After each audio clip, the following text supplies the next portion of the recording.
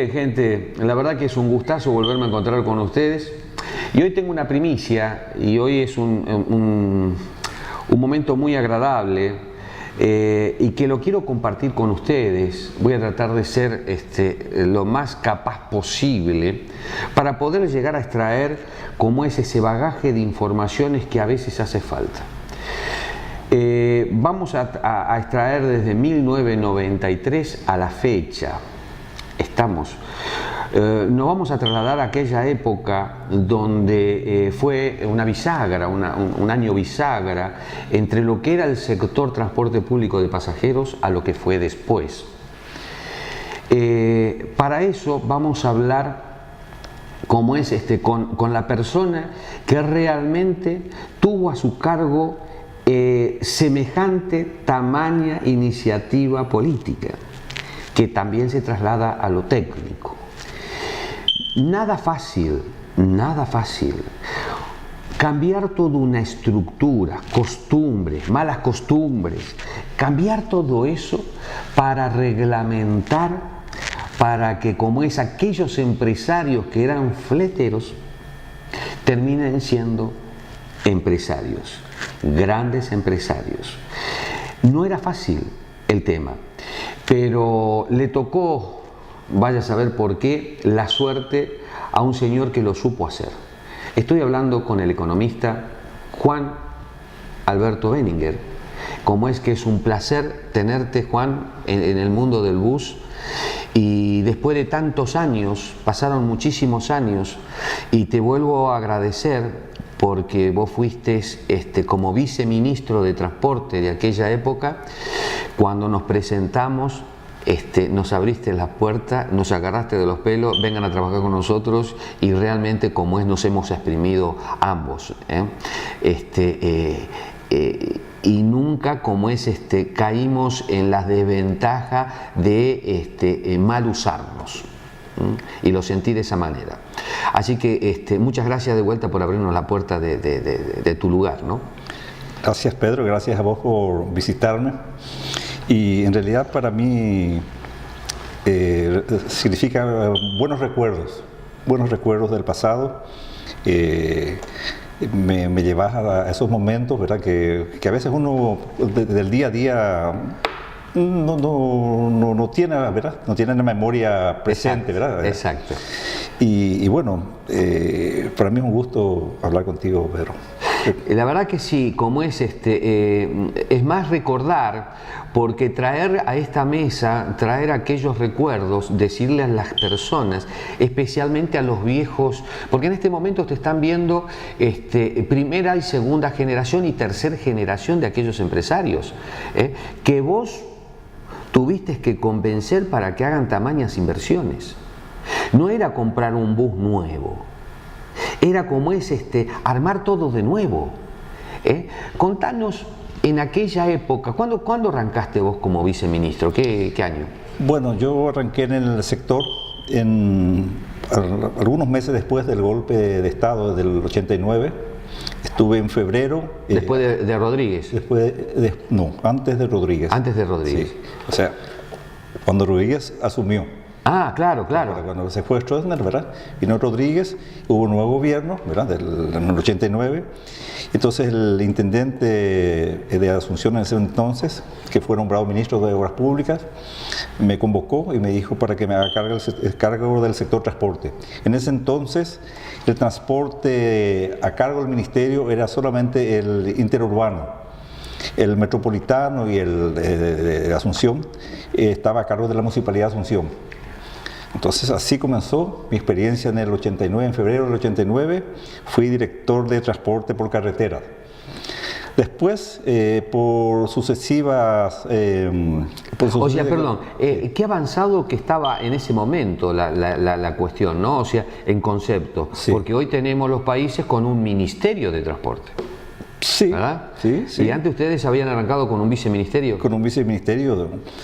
Bueno, pero la verdad que encontramos el sector urbano manejado por, digamos, la autoridad municipal en ese entonces, que era la Municipalidad de Asunción, manejaba todo el transporte metropolitano, y encontramos así como era, propietarios individuales, líneas que surgían de iniciativas privadas, de cualquier cosa, no era a pedido, digamos, de alguna autoridad que estudiaba. Cooperativas, ¿no? Nada. Eran propietarios individuales que se agrupaban y decían, bueno, esta es una nueva línea, ¿verdad? Conseguían, digamos, la autorización municipal y así comenzaron, ¿verdad? Totalmente informal. Informal, absolutamente. O sea, totalmente, no absolutamente, totalmente informal. Y después, como tenía que hacer cargo por una orden judicial, hubo unas elecciones municipales y ganó un intendente que no era puesto por el Ejecutivo. Entonces los empresarios tuvieron temor de la nueva autoridad municipal, hicieron un recurso en la Corte y pasaron a depender del Ministerio de Obras Públicas. Mira. Así que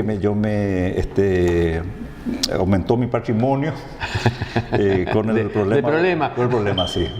El problema aumentó en el transporte urbano y encontramos una serie de situaciones así informales, ¿verdad? De situaciones de hecho. Entonces, como había una propuesta de unos japoneses, se llamaba Plan Z en el 84, diciendo que se tenía que organizar el transporte, porque ¿verdad? El transporte público de Asunción no era ni mucho menos no era bueno, ¿verdad? Era lo que existía. Y inclusive con unidades muy viejas. Todo, Pedro, cualquier tipo de unidad. Cada empresario, cada propietario de vehículo ponía la unidad que tenía. Había una simetría total. Total. Y entonces teníamos una cooperación del gobierno israelí cuando eso. Solicitamos técnicos para que nos vengan a ayudar a organizar un poco las cosas, ¿verdad? Se consiguió la ayuda del gobierno y comenzamos a implementar un proyecto que se llamó en ese momento COMI, ¿verdad? El proyecto COMI. Vino al frente un ingeniero, Droel Lazar, que era un señor muy eficiente y muy tenaz, y con mi protección política, él se puso a organizar uno por uno cada colectivo. Primero los colectiveros en un grupo, y después los grupos en zonales. Fue un trabajo realmente... ¿Comienza en qué año, como es DROR, a trabajar acá? ¿En el 92? En el 91, 92. 91, 92. Sí, ahí comenzó. Porque yo me presenté, te pedí audiencia en el 92, casi fines del 92, porque como es queríamos sacar la revista, El Mundo del Bus. Sí. Y nunca me voy a olvidar que como es bueno, dejé los datos a la mañana y a la tarde, como es, me llaman y me dice: el viceministro lo espera mañana a tal hora. Y ahí me fui. Y ahí tuvimos nuestro primer encuentro, Juan, que me encantó tu predisposición enseguida que venga el director del proyecto COMI. Sí. ¿No? Y se abrió la puerta y dijo: vainas, acá estoy. Como es el ingeniero Droel Lazar. Sí.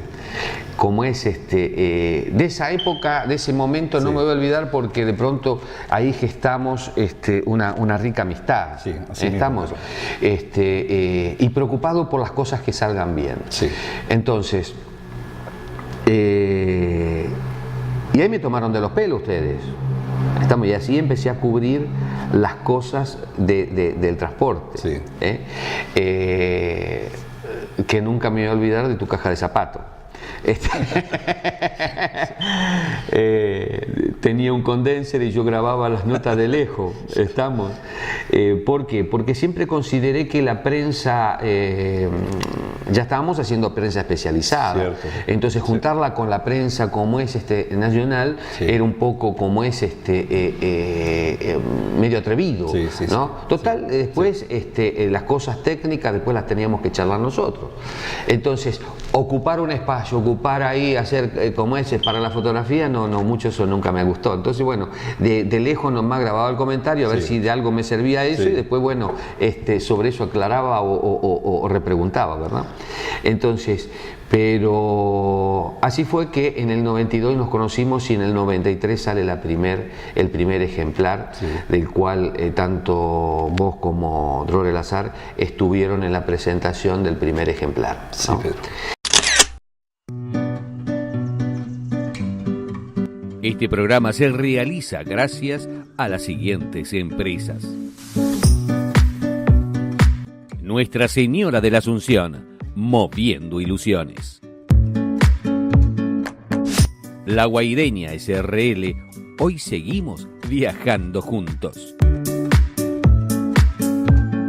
Yacyretá, una empresa con historia.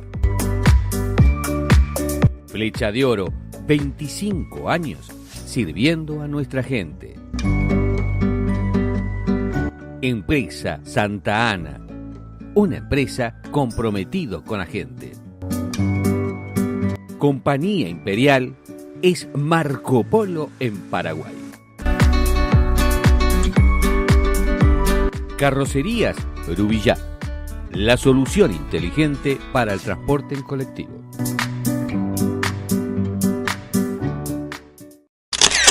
Te quiero hacer una pregunta, porque ahora estamos compartiendo una grapa con vos. Yo quería una grapita chiquitita, pero él más grande, dice, costumbre de Dror, dice.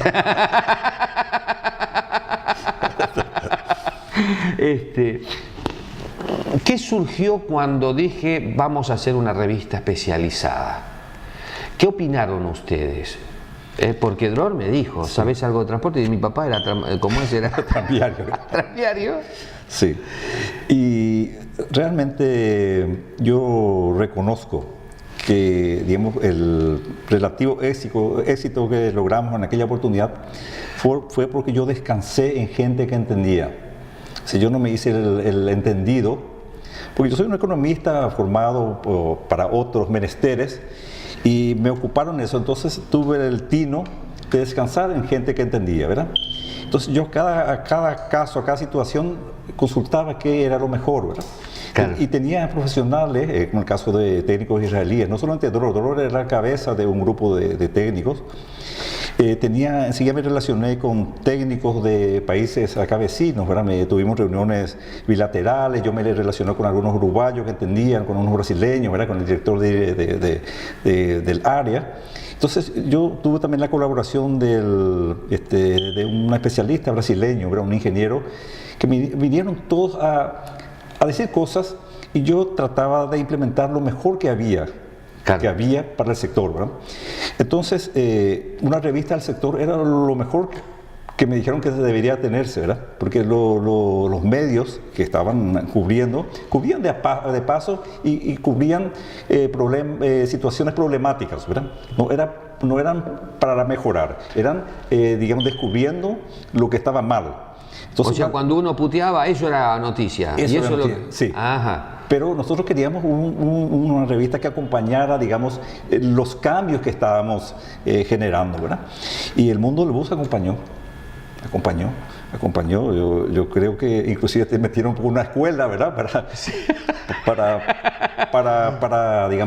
saber las cosas, ¿verdad? Sí, me perdí ese viaje que me hubiese gustado, como es tener, que se viajó a Israel, estamos,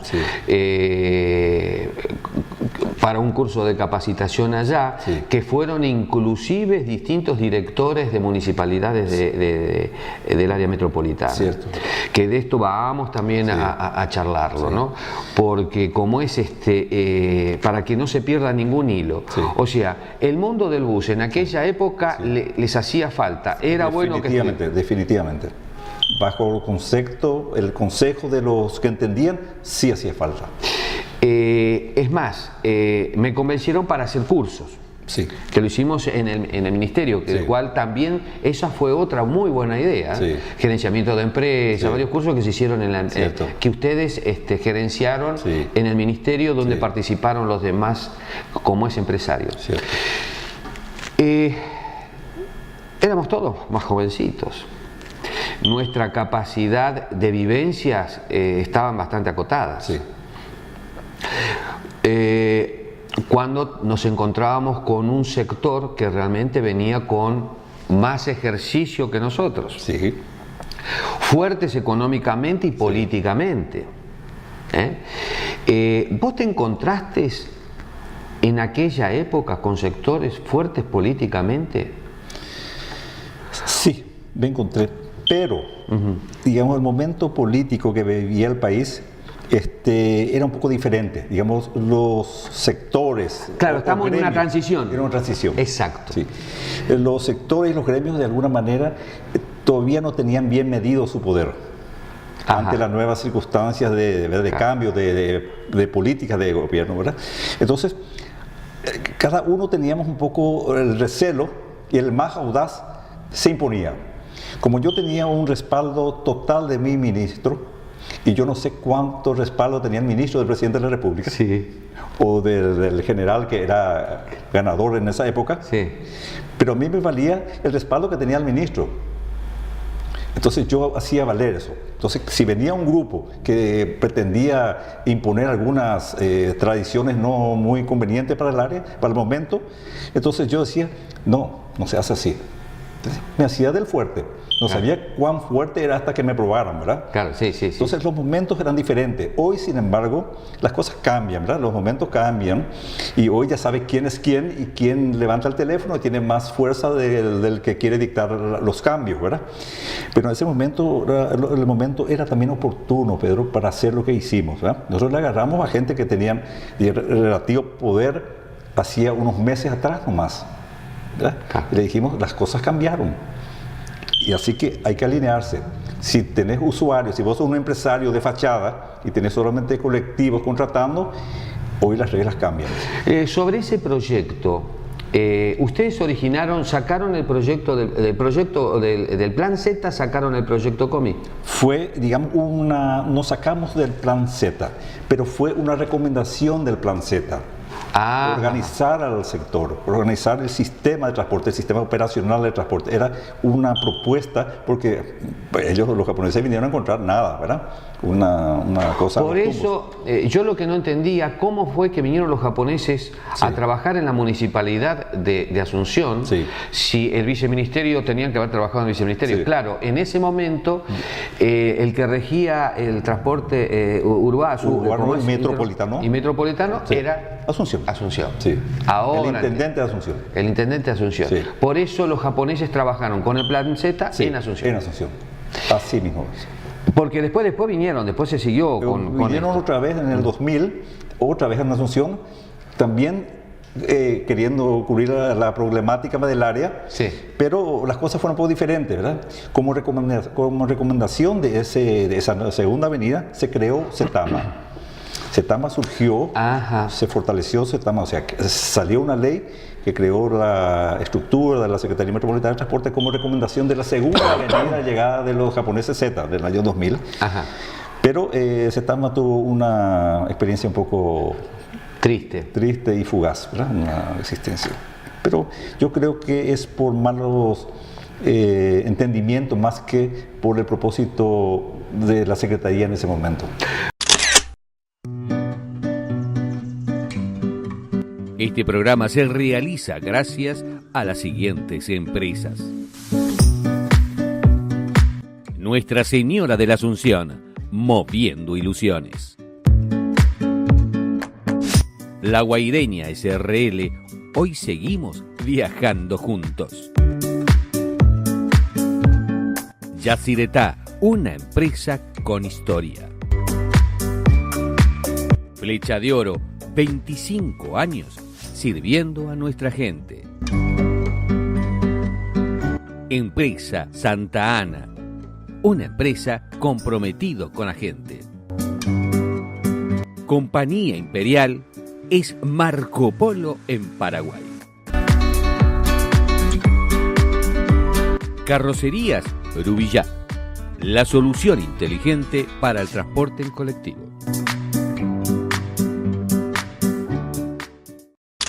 Bueno, para ir como hilando finito, Sí. o sea, ustedes toman, se hacen cargo como dijeron, bueno, acá hay que renovar el transporte, esto Sí. no va más. Sí. Hay que, ¿cómo nace la idea? Bueno, digamos cuando nosotros le recibimos a los técnicos enviados por el gobierno de Israel, preguntamos si queríamos nosotros recomendaciones, estudios para recomendar. Me acuerdo muy bien que estaban dos o tres técnicos del grupo que apareció después. Yo le dije, yo no quiero ningún material. Acá el ministerio y la municipalidad está lleno de manuales y de propuestas de técnicos. Se van a poner a trabajar. Y eso hasta hoy, el jefe del proyecto que era Adolfo, se recuerda, me dijo, papeles no, trabajo sí, váyanse al campo y arreglen lo que hay que arreglar. Por eso se pusieron las paradas, por eso se vio, digamos, quisimos impactar enseguida los cambios, porque los estudios generalmente diluyen un poco la idea fuerza, ¿verdad? La propuesta, el tiempo. Sí, vamos a estudiar. Cuando sí. resolvimos el problema, Sí. ya se hizo añejo con más problemas. No, está todo desgastado, ¿verdad? Exacto. Así como el tema del Metrobús, ¿verdad? El Metrobús Pero pasó tenía todo. la idea clara de lo que había que hacer. Sí, teníamos la idea clara. La idea clara, digamos, metido con el diálogo con los técnicos, ¿verdad? Ahí impusiste algo tuyo que como ministro, como economista, Sí. de pronto decir, bueno, vamos a manejar una empresa, tiene que ser real la empresa. Sí. Estamos. Sí. Los trabajadores no estaban en IPS. No. Los buses no estaban ni registrados. La economía era totalmente informal. Sí. ¿Te agarraste de tu conocimiento para decir vamos a formalizar las empresas? Mi conocimiento me ayudó a entender rápidamente la propuesta de los técnicos. Ah, está bien. ¿Entendés? Dijeron, si no se organizan, siempre va a haber la pelea. O sea, estos tienen que entender que una empresa es una empresa y donde el beneficio es para la empresa, no para un propietario de un colectivo que se benefició con un horario preferencial. Exacto. ¿Verdad? Y también el área de trabajo, o digamos, las zonas tienen que ser protegidas y tienen que ser beneficio de las empresas que trabajan en el área, ¿verdad? Así como los compromisos de cubrir áreas menos rentables, porque antes era la pelea de buscar solamente itinerarios rentables. O sea, antes las empresas que hoy conocemos como empresas, Sí. antes no eran empresas, eran grupos de personas, alquilaban una casita para hacer su administración, paraban los buses en la puerta, dejaban su recaudación, Sí. después iban los buses. Y trabajaban el horario que querían. Sí, ¿Era así? Con algunas contadas excepciones. Que Por ejemplo. La línea 27, por ejemplo, trabajó siempre con un propietario único, ¿verdad? Ajá. Si tenía algunos colectivos, no se Con sabía, acciones tenía zonas bien mimetizado, ¿verdad? Yo me acuerdo de la 27 y otras de la 38, no tanto, pero la mayoría tenían... Tenía ese... porque era fácil, digamos, si pensás ahora en el tiempo, Pedro, era fácil ser empresario, titular de una línea, y no tenías ni un colectivo, o tenías muy poco. Claro, lo alquilaba. No alquilaba. Le decía, Pedro, comprate un vehículo, venía a trabajar. Me dabas un 100, 200 mil bonitos al día y el resto hacer lo que querés. Por eso había las carreras, ¿verdad? Por eso había las carreras uno se preguntaba en ese momento, ¿por qué ómnibus de la línea 12 se seguían y se perseguían y hasta se chocaban? Porque eran... Robarse pasajeros. Eran propiedad diferente. La línea 12 que acababa de ir, la que 5 minutos le siguió, era de un señor diferente. Entonces, como se querían robar, esa era la manera de ganar. Sí, y era así, un peligro. Era un peligro. Y por eso... Accidente, pelea. Sí, los colectivos se pasaban todo buscando el sector donde había más pasajeros. Se sabía ya de antemano en qué esquina había más pasajeros. Entonces se pasaba de cualquier manera al que iba adelante para llegar a esa esquina primero, ¿verdad? Si esa situación la planteáramos ahora como Sí. está Asunción, ¿qué sería? Bueno... Que los buses como ese estén corriendo uno tras del otro como está el tránsito ahora. Sí. ¿Qué sería de eso?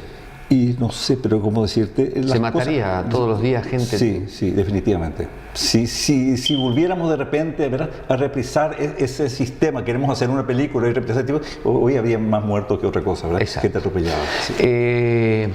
O sea que esto no se debe permitir. Ninguna empresa puede estar corriendo, ningún colectivo puede estar corriendo en la calle porque son vidas humanas y tenemos que tener respeto al respeto. Sí. Juan,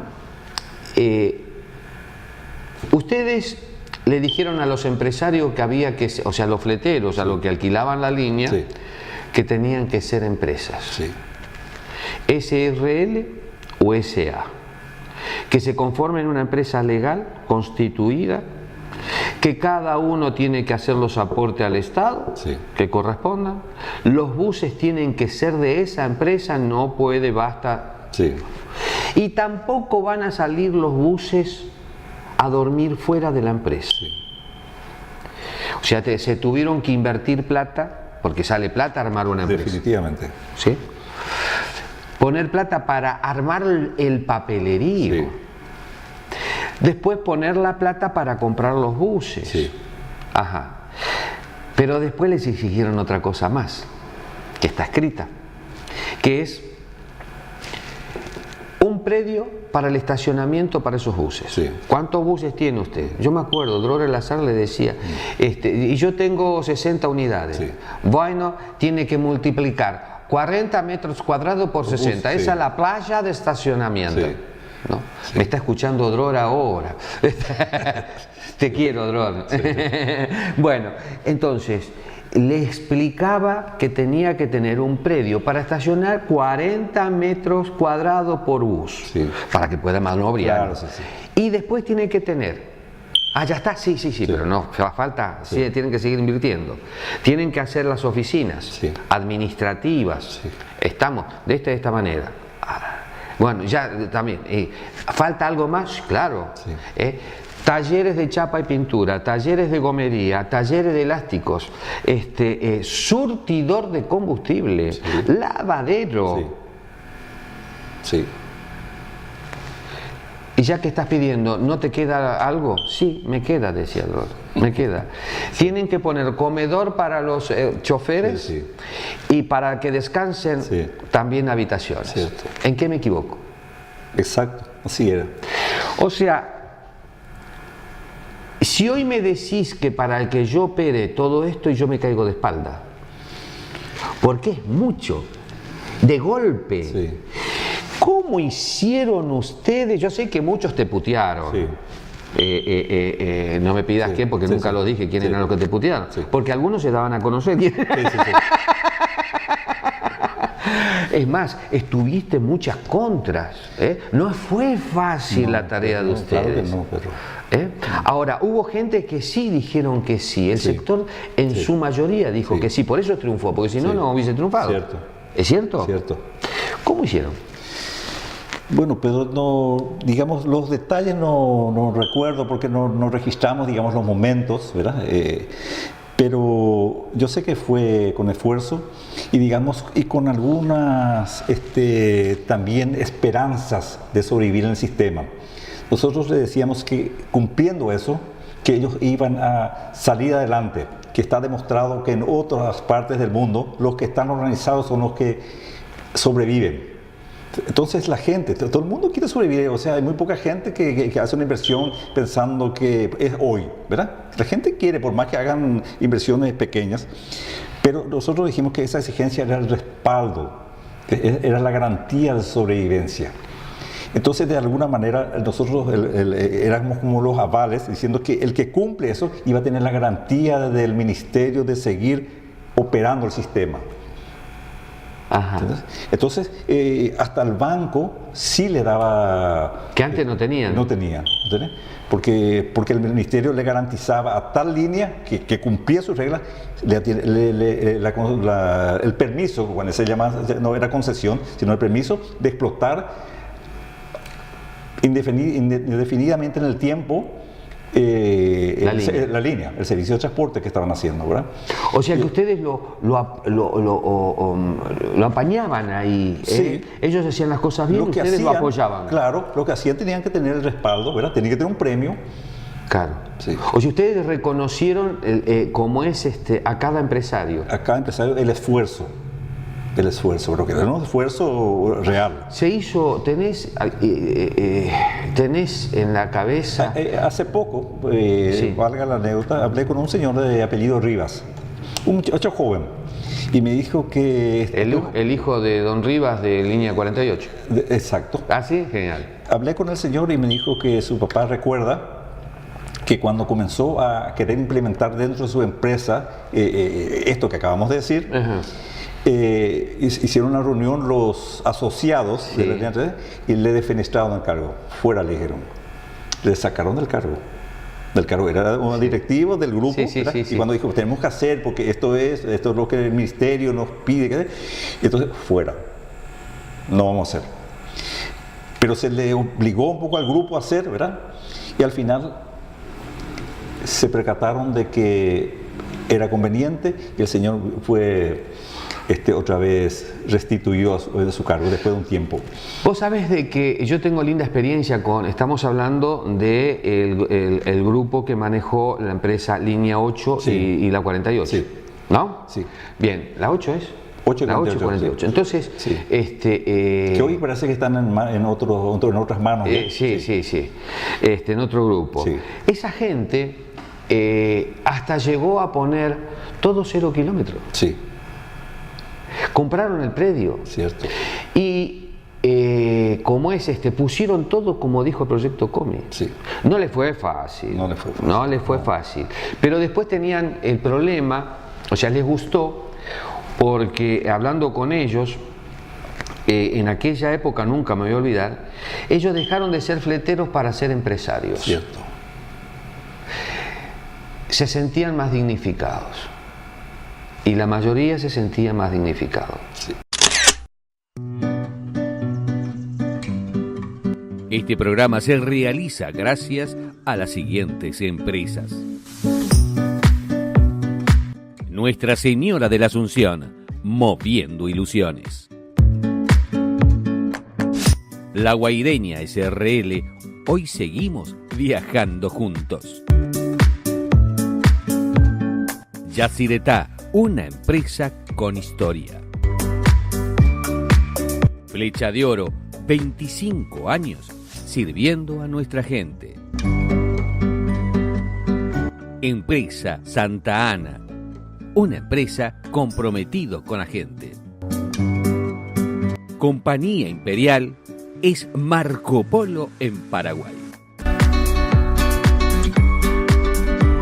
Carrocerías Rubillá, la solución inteligente para el transporte en colectivo. Sí. Me acuerdo una vez, lo levantó Dror el azar, lo levanta a las 3 de la mañana, no sé, me dijo, Pedro, si venite que quiero, ¿no? Lo levantó como a las 3 de la mañana, dice, le golpeó la puerta. Salió Julio con la gorrita de dormir, dice, ¿qué pasa? Le dice, ¿te pasó algo? Dice, no, dice. ¿A qué hora te levantas? ¿A qué hora arrancan los buses? A tal hora. Bueno, vamos que te quiero mostrar algo. Y se lo llevó a la empresa y le mostró el surtidor. Primero la esquina, que tenía, como la línea 48, tenía como una especie de zanja. Y me dice, ¿sabes qué es esto? Y las ruedas que gastan el asfalto. No. Esto lo come el combustible que se te cae, se te derrama. Y en la línea 8 también lo hizo. Les mostró a los empresarios cuántas gotas tiene un litro, cuánto se chorrea ahí y cuánto perdían por día, por semana y por mes. Se querían matar. O sea, yo he visto en el trabajo de campo con los técnicos y con Dror, con ustedes, vos no perdías el tiempo en ir a una empresa, ibas directamente, ibas a buscar las empresas, recorrías las empresas, Dror atrás de los empresarios. ¿Crees que ese trabajo ayudó a que se hiciera tamaña gestión? Bueno, Pedro, digamos, el tiempo, yo quiero rescatar, o sea, de los que no saben esa historia no cuentan, ¿verdad? Pero yo veo que sí valió la pena, Pedro, ¿verdad? Valió la pena. lo poco que se tiene fue, digamos, arrancado desde ahí, como vos dijiste, ¿verdad? Era un antes y un después. Y creo que sí. Los empresarios dejaron de ser fleteros para transformarse en empresarios. Sí, sí. Las empresas tomaron cuerpo. El Estado ganó porque IPS inclusive, Sí. como empezó a facturarles. Los trabajadores se sintieron dignificados, los empresarios se sintieron dignificados. Y no recuerdo en la historia de transporte del Paraguay que se haya hecho semejante movida. ¿Vos tenés algún dato registrado sobre el respecto? Comparto esa opinión. Yo creo que en ese momento fue, digamos, el intento, ¿verdad? Intento, digo, porque no se concretó 100% todos nuestros sueños, ¿verdad? Porque vinieron momentos políticos diferentes, pero fue el intento más serio para reorientar, digamos, el sistema operacional del transporte, ¿verdad? Me acuerdo de que algunas líneas que enviaban colectivos uno tras otro, porque decían que cuanto más colectivos enviaban, facturaban más, pero en realidad se demostró después con los números, porque el sistema, digamos, de trabajo es empresarial, Pedro, ¿verdad? O sea, si bien es un servicio público, pero en realidad tenés que notar que un colectivo, cuando uno va a la calle, lleva a la calle, tiene que hacer un beneficio-costo, ¿no?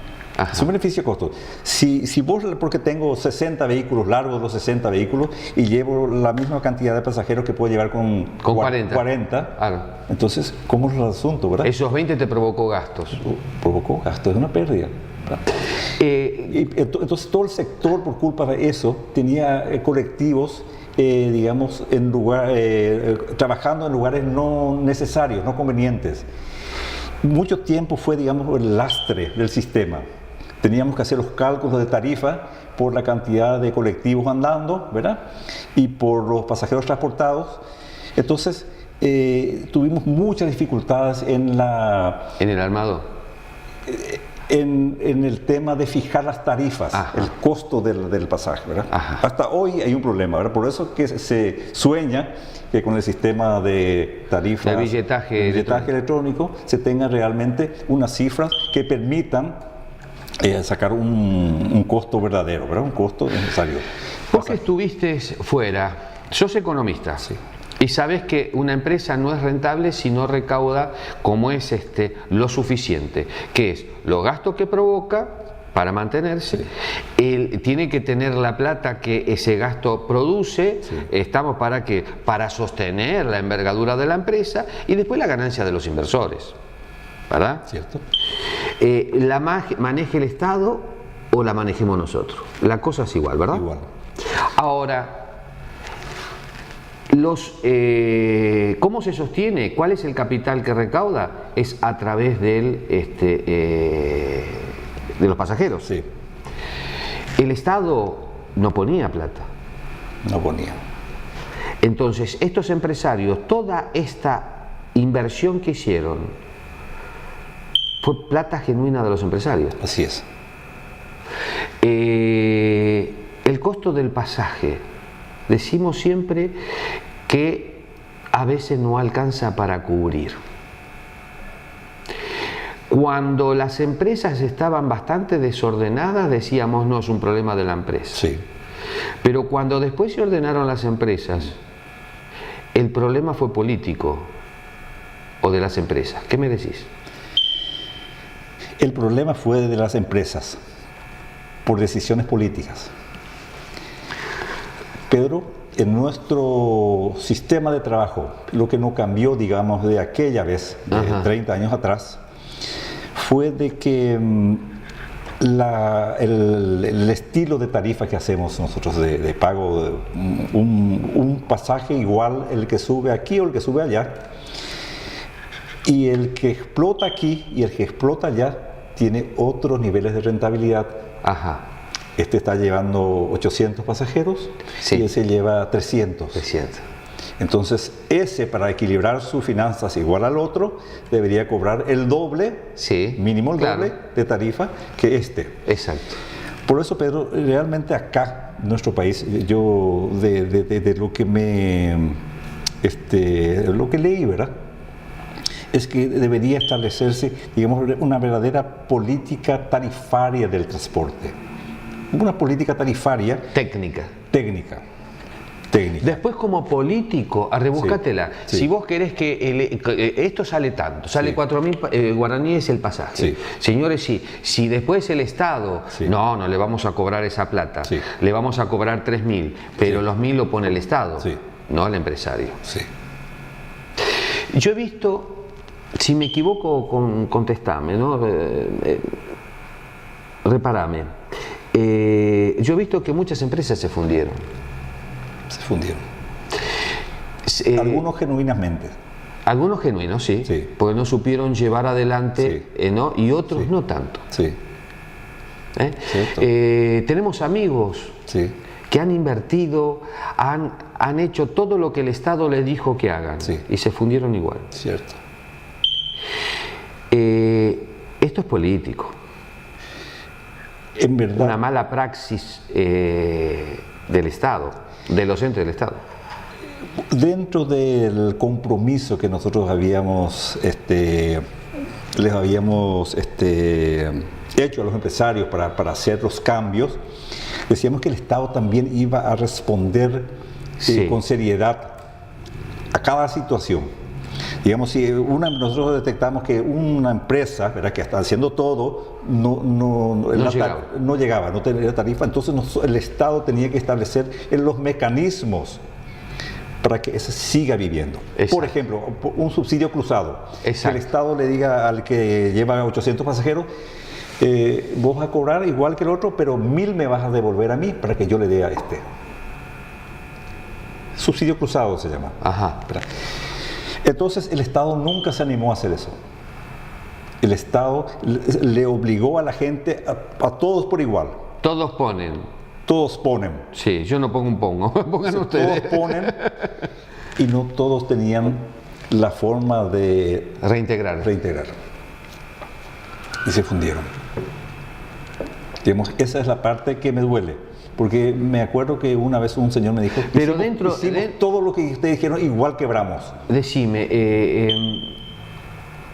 las empresas se fundieron, algunas empresas se fundieron no recuerdo esto, en el mandato tuyo como viceministro, porque yo no recuerdo eso. No, en ese tiempo no. Pero como consecuencia después de la organización, de la inversión, etcétera, Ajá. etcétera, no pudieron... Porque yo me acuerdo de que había mucho entusiasmo después, por eso fueron los cursos, Sí. por eso muchos empresarios hicieron los cursos de gerenciamiento, Sí. los talleristas hicieron cursos de talleres. Sí. Es más, entusiasmó hasta los proveedores, Sí. que los proveedores llevaban a los mecánicos Sí. para prepararlos como es en las industrias en Brasil. Cierto. Se llevó gente a prepararse, como es costeado por ustedes, Sí. a Israel. Sí, o sea, fue una cosa extraordinaria lo que ustedes hicieron. Entonces, yo me acuerdo que después cambian las políticas, porque cambió de cabeza. Sí. Y después volvieron a cambiar de cabeza y volvieron a cambiar otras cosas. Sí. Y después quedaron dormidas otras cosas cuando Sí. volvieron a cambiar las cabezas. ¿No tenían un manual con ustedes? ¿No dejaron un manual cómo hacer las cosas? ¿No quedó escrito el proyecto COMI? ¿Qué pasa cuando uno se va, el que viene? ¿No tiene eso? ¿No puede? ¿Cómo es? No le interesa. El que viene no le interesa. ¿No le interesó? No le interesó. No le interesó ni le interesa. Digo, en el presente y todo. Tenemos una costumbre un poco en todo el área, en todas las áreas, ¿verdad?, de gobierno. Me dejás congelado, Juan. Sí, así es. Es una lástima porque no existe, digamos, una política de Estado, ¿verdad?, sobre los diferentes sectores. No existe, Pedro. Es un poco las promesas, por eso están las promesas electorales, escucharás, ¿verdad?, de los mandamases de turno, son de cambios estructurales, ¿verdad?, de cambios estructurales. ¿Cómo van a ser cambios estructurales en verdad en esas promesas? ¿verdad? Sí, hay una política de Estado, pero al final no cumplen tampoco, ¿verdad? Tampoco no existen cambios muy radicales, se hace lo que se puede y al final el que menos hace está más feliz. Deja estar y lastimosamente se quedan directrices, pero un poco en el país son las personas los que imponen su impronta y no las instituciones. ¿Estamos atrasados, Juan? O sea, en concepto, en materia de concepto, ¿estamos atrasados? Sí, estamos atrasados. Sí. Estamos. Pero no es para penarse. Es un poco para reflexionar y para que alguien de repente... los tiempos cambian. Hicimos un comentario antes de que las cosas cambian y es, digamos, no se puede atajar, ¿verdad? Un no retorno. La tecnología, la gente que hoy se forman, vienen con otra, ¿verdad? Con otras creencias, piensan más en, digamos, en una situación que es global, ¿verdad? Yo creo que en algún momento va a cambiar. Yo creo, es más, estoy convencido de que si no hubiesen existido ustedes con el proyecto COMI, hoy hubiésemos tenido 3, 4, 5 empresas buenas. Estamos. Sí.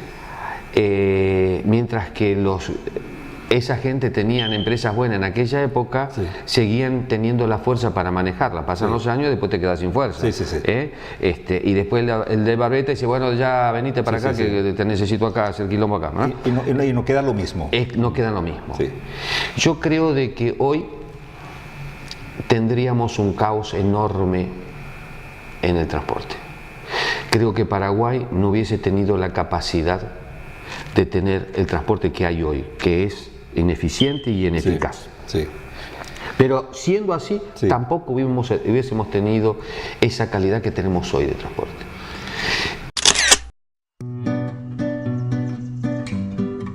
Este programa se realiza gracias a las siguientes empresas: Nuestra Señora de la Asunción, moviendo ilusiones. La Guaireña SRL, hoy seguimos viajando juntos. Yacyretá, una empresa con historia. Flecha de Oro, 25 años sirviendo a nuestra gente. Empresa Santa Ana, una empresa comprometido con la gente. Compañía Imperial es Marco Polo en Paraguay. Carrocerías Rubillá, la solución inteligente para el transporte en colectivo.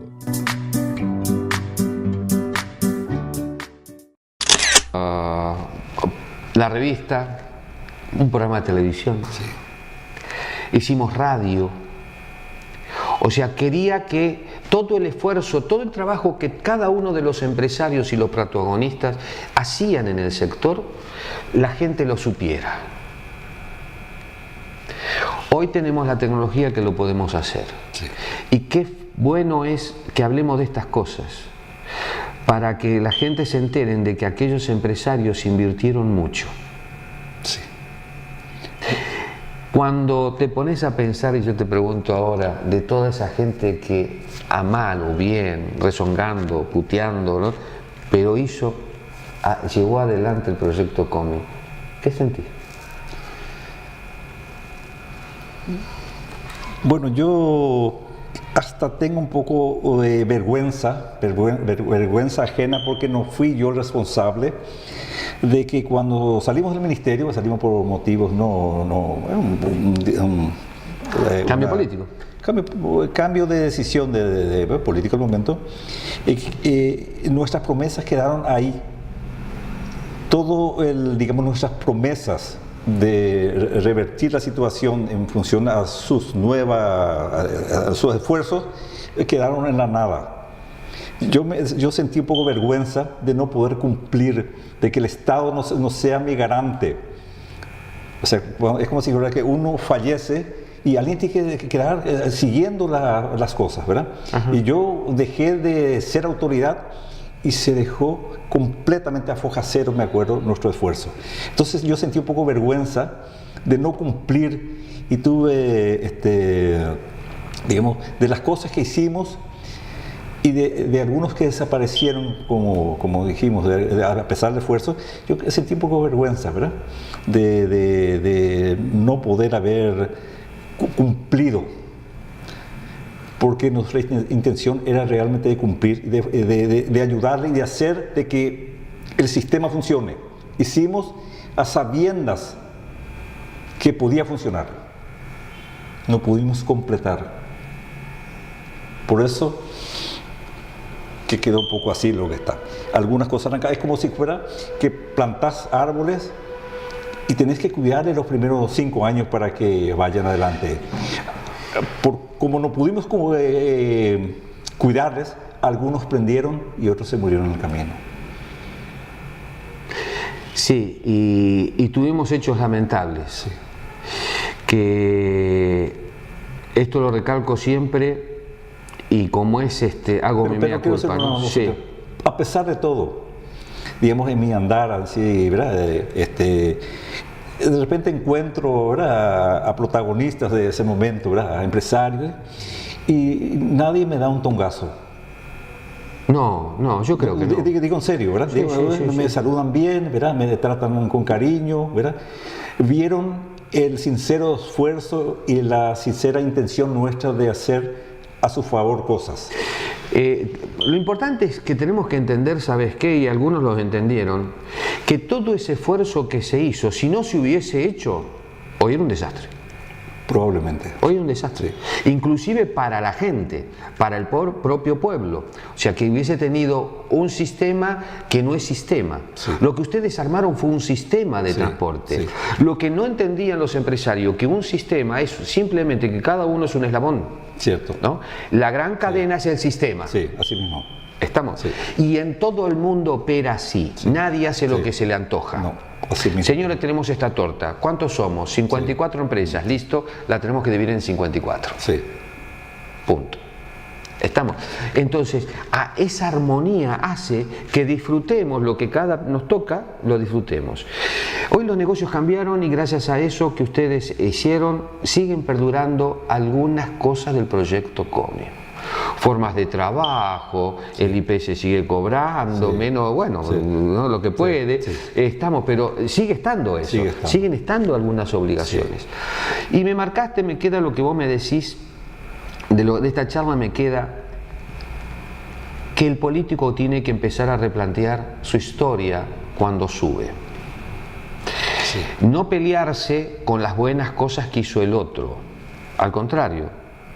Mi amigo, sí, ya que tenés la oportunidad de estar ocupando un rol tan importante de confianza de todo el pueblo paraguayo, ya que tenés esa oportunidad, que el día de mañana el pueblo paraguayo te recuerde como la gente. ¿Estamos? El otro día en la ronda de Mercosur me decía, sí, ¿cómo es? Empezamos a charlar, sí. ¿No? Me dice, yo me acuerdo de ese ministro que venía y como esa vez se venía medio rarito con los cachetes colorados, ¿no? Un ministro, un viceministro. Sí. Bueno, nos conocemos en el Mercosur. Sí. Es decir, hasta esas cosas se globalizan. El otro día salimos con este mismo programa, hablamos con el comandante mayor de la Gendarmería Nacional de Argentina, que fue uno de los técnicos más antiguos, antes de que naciera el Mercosur estaba él ahí, en relaciones exteriores representando a la Gendarmería. Y se acordó muy bien como el mejor viceministro que tuvo Paraguay, Juan Alberto Benninger. Le buscá al mundodelbus.com la nota de Juan, como es Minini, Juan José Minini. ¿Te acordás del gordo? Sí, por supuesto. Una persona que le tengo en mi buen recuerdo, en verdad. Bueno, él, como se recordó muy bien, está en el aire, está ahora, cualquier persona lo quiere ver, está, no miento. Tiene muy buenos recuerdos de los amigos, como es del Paraguay. Es decir, que guay. Cuando las cosas las hacen bien, perduran para siempre y la gente lo va a destacar. Cierto. Y cuando lo que hicieron mal también no nos olvidamos. Sí. De los que hicieron mal no nos olvidamos. Entonces, como para ir cerrando, Juan, cuántas historias tenemos, ¿no? ¿Qué es lo que más te dejó el proyecto Comi? Me sentí protagonista, era bastante joven, de una posibilidad de cambiar las cosas en ese momento. Y era una ilusión, ¿no? Yo estaba tan ilusionado, no vendía, digamos, espejitos. ¿La habías comprado vos primero? Sí, así mismo, Pedro, qué bien dicho. Compré yo, ¿verdad? Y pensé que podía hacerse. Y fue ¿Qué edad tenías? Un lindo sueño, 30 y tantos años. ¿Qué le dirías a un profesional jovencito que hoy tiene la oportunidad de decir, bueno, tenés esta banca, podés cambiar algo?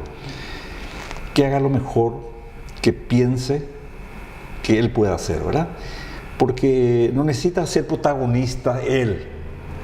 Tiene que pensar bien y hacer buenas cosas nomás. Porque uno forma parte de un sistema, ¿verdad? Uno no es el que marca el sistema, forma parte. Entonces, cuando uno hace bien lo que tiene que hacer, lo poco que tiene que hacer, ya basta. ¿Por qué cometen tantos errores? El gobierno pasado salió con el plan maestro que me gustó. Lo que no me gustó, después lo que no podían ejecutar. Sí.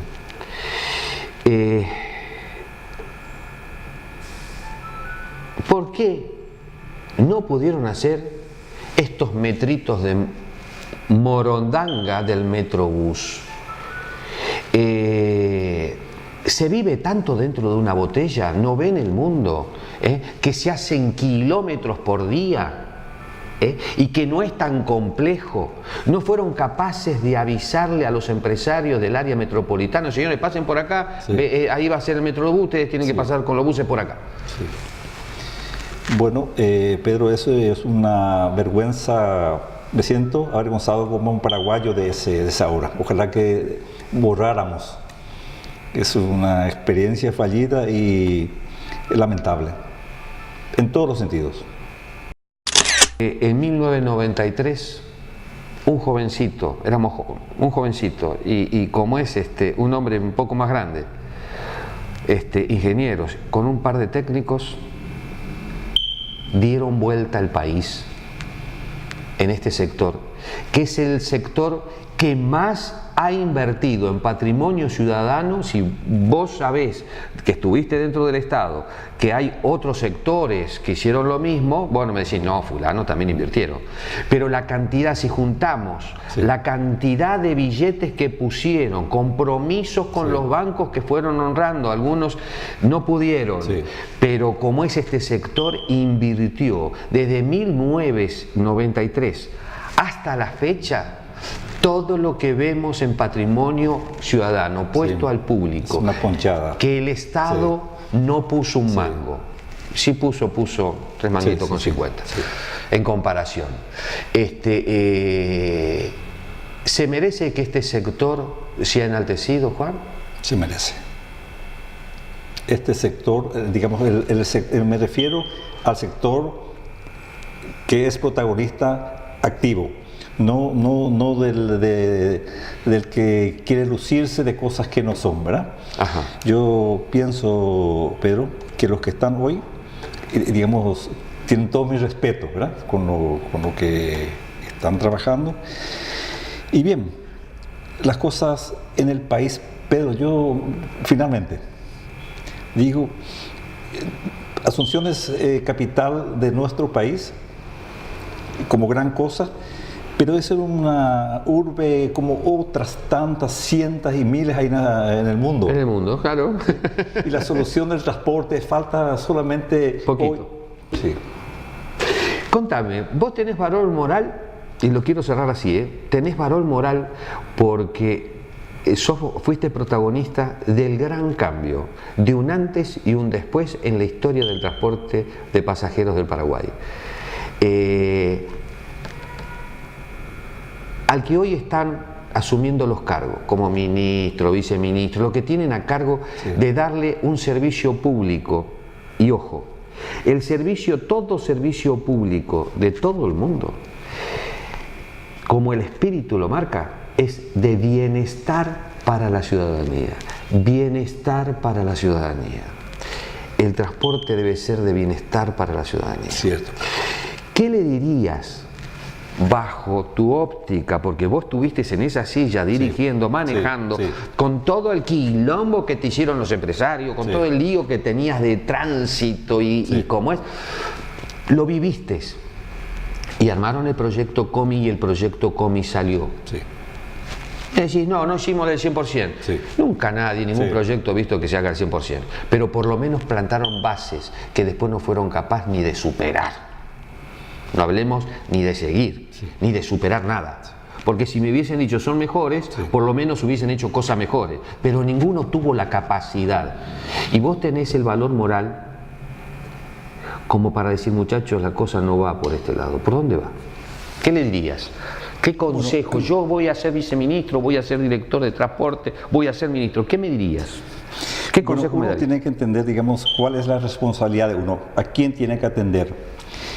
Yo me di cuenta en la silla que me sentaba que yo tenía que responder a la ciudadanía, tenía que dar un buen transporte a la gente que quería transportarse.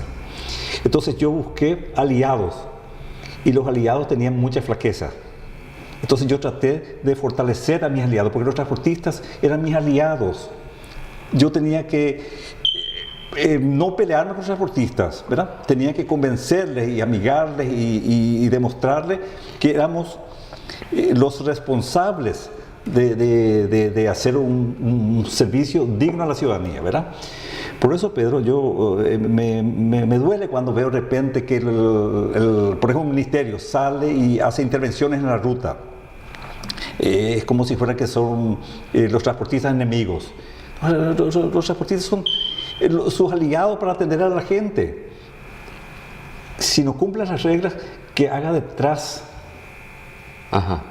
Entonces yo digo que no pierdan, digamos, la orientación de para qué están. El Estado se organiza para atender las necesidades de su pueblo, y los que se sienten ahí tienen que, con la mayor honestidad y capacidad, cumplir eso. Si no se sienten capaces, que soliciten a otros que lo hagan. Juan, lo hago en público, muchas felicidades. Me encantó haberte conocido hace esos años atrás. Fuiste una de las personas ricas paraguayas que conocí. Me hizo querer a este país. Estamos. Lo digo de corazón, aquí mis hijos se criaron, y como es quiero este país, quiero este sector, gracias a ustedes. Lamentablemente tenemos que contar historias tristes, feas, caducas, pero lo tenemos que hacer para que los que vienen, como es realmente tengan un viso de mejorarlo.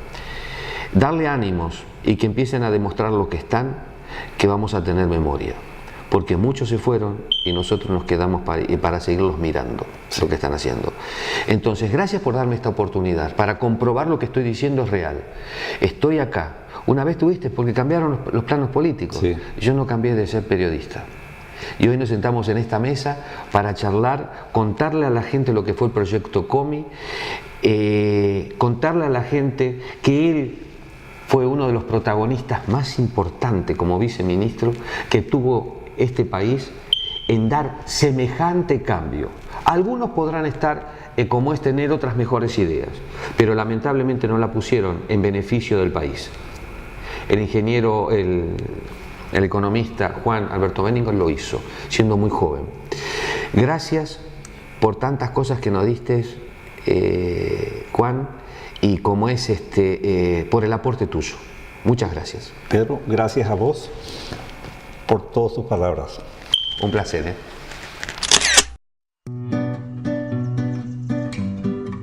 Este programa se realiza gracias a las siguientes empresas: Nuestra Señora de la Asunción, moviendo ilusiones. La Guaireña SRL, hoy seguimos viajando juntos. Yacyretá, una empresa con historia. Flecha de Oro, 25 años sirviendo a nuestra gente. Empresa Santa Ana, una empresa comprometido con la gente. Compañía Imperial es Marco Polo en Paraguay. Carrocerías Rubillá.